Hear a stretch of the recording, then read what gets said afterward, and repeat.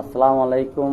আমি ছোটখাটো মানুষ, আমার বড় হওয়ার কোনো ইচ্ছা নাই, কিন্তু এখন মনের মধ্যে একটু দিক আছে বড় হবো আমি। কারণ বড় হবো যে এমন বড় আমার প্রয়োজন নেই মানুষের ছোট করে। যা হোক, আমি এখন একটু ফুটেজ করতেছি। এটা হলো ঈদ মুবারক। আজকে পরে কালকে ঈদ। সবাই সুযোগ পেলে একটু খোঁজখবর নেবেন সবার সাথে। আর আন্তরিকভাবে বলতেছি, এই ঈদের মধ্যে এই লিজগিন সব কিছু বলে একে অপরের সাথে যোগাযোগ করবেন, সাহায্য করবেন। তো এটাই হলো আমাদের কাম্য। সবাই ভালো থাকবেন, কষ্ট থাকলে একটু হাসবেন।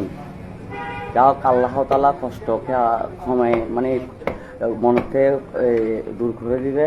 এই আর যে মানুষগুলো অতিরিক্ত কষ্ট থাকে তাদের পারলে একটু সাহায্য দিবেন, এতটুকুই কাম্য। আর সুযোগ পেলে আমাকে একটু দেখতে আসবেন আমাদের বাড়িতে।